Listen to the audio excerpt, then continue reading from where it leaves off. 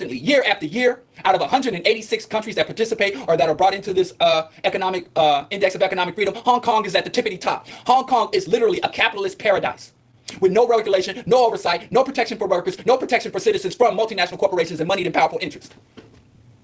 And white folks, the capitalist Western governments, Western imperial nations freaking love Hong Kong. They love it. You can get money over there while people are sleeping in dog cages. And so when the Hong Kong people don't like that, they're living under capitalism, they're suffering from all the symptoms of capitalism just like we are here. And what's the first thing they say? The government is the fault. The same thing we say here. Same thing we're doing. We're marching against the government. We think everything from police brutality, infant mortality, everything's the government. We don't march on corporations. We don't run up on CEOs and billionaires who control the government. We go to the middleman. We're looking at the symptoms and not the core of the problem. We celebrate profit and cry about taxes, even though about 40% of the U.S. population is too damn poor to even pay any real taxes, besides only bubble gum and cigarettes. You don't pay any federal taxes. Dummies. I hate to say this about us, but it's true. So anyway, Hong Kong getting played just like we did. And I resent. I ain't gonna say your name, Jerry. Jerry's a common name. They're gonna come and tell me that I'm okay with China. I'm not okay with China. But you know what I criticize and I hate more than China? Lies. And all I'm saying is look at it with a critical point of view. Look at it from a pan-African perspective. And saying that the Western media and Hong Kong is running a shell game and running a hustle against the Chinese authoritarian pseudo-communist government is not saying celebrate China.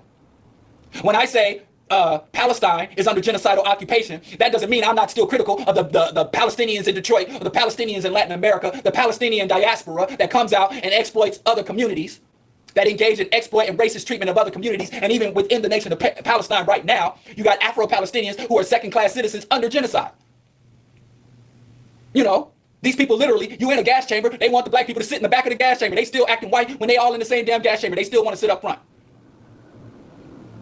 I understand. Even when I say what's happening at the border with the so-called man-made artificial migrant crisis and what's happening in Honduras and what's happening to Dominicans, Brazilians, Colombians is wrong. What the United States colonial relationship with Latin and Central America and the Caribbean is wrong does not mean that I endorse or I am ignorant of racism that is rampant through Latin America, Central America, and the Caribbean.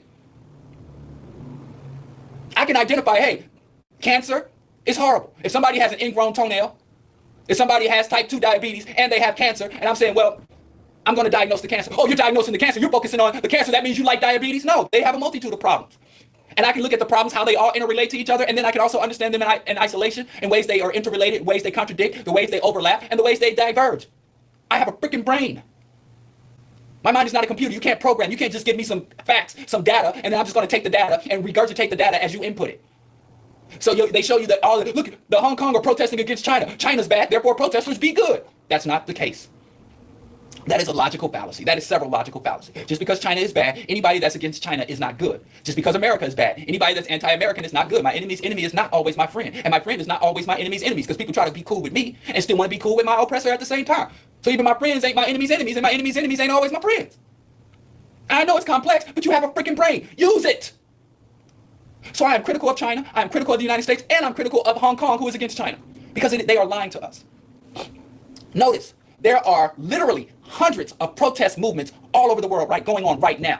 Thousands of people in the street. They had the largest protests with literally millions of people in Western Europe just about 2 or 3 years ago. They had more people show up for one protest than at any other time in all recorded history. Literally millions of people take to the streets for climate change, demanding that governments across the world, mainly developed nations, commit to zero carbon emissions by the year 2025.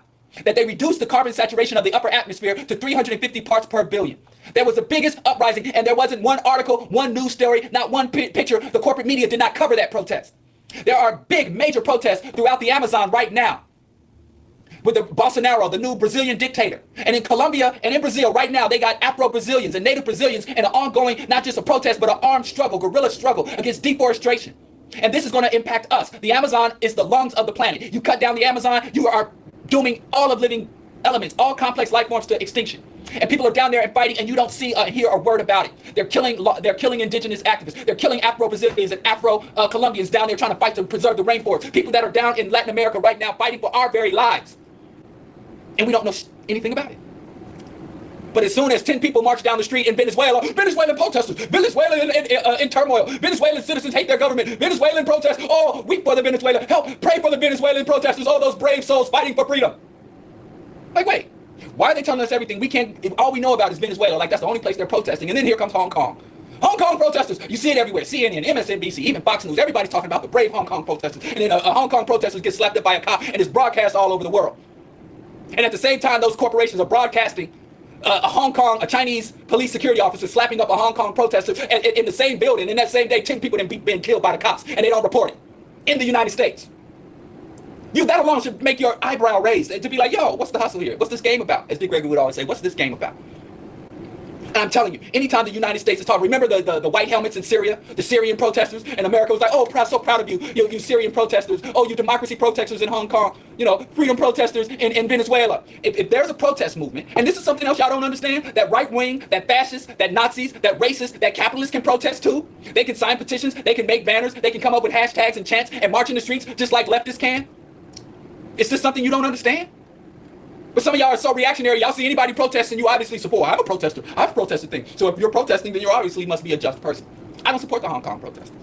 I don't support what they're asking for or what they're seeking. Because I don't see them as protesting for justice. I don't see them protesting for liberation. They're protesting to sustain an unjust status quo.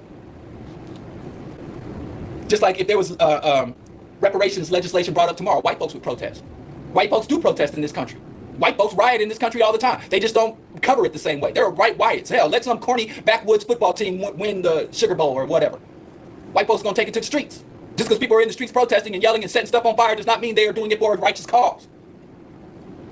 And because I point all this out, all of a sudden I support China. Hell, I might be a Chinese agent. Y'all stupid. You don't have to accept the mainstream narrative. They always want to set up this dichotomy, the good guy and the bad guy. Sometimes everybody in the situation is bad. You ever walk up on a family in your neighborhood where everybody in the family is a piece of crap? A whole bunch of crappy people in the house? And they all get to fighting each other? Sometimes there are no good guys. There's nobody to root for. Don't be so simplistic. There's no one to root for in some conflicts. The British, who just went all over the world engaging in genocide. Kenya, India, Ghana. British go all over the world. Setting up South Africa, Rhodesia. British go all over the world engaging in genocide. And then they fight against the Nazis. And now I got to be pro-Nazi or pro-British? No. I'm pro-stepping back and letting these psychopaths kill each other off and not giving a damn about either one of them. That's what side. Where do I sign up for that team? How do I get that on my jersey? I don't give a damn about neither either. But what I do care about is the truth. I do care about the accuracy. I do care about the analysis because they keep running this game on us. They keep trying to paint heroes and villains for us. And sometimes there are no heroes, and sometimes the actual villains are the real heroes. And the heroes they're selling us are the true villains. Only thing I'm encouraging us to do is look at this critically. Look at it from a historical context. Be analytical. Be intellectual. Don't be menticidal.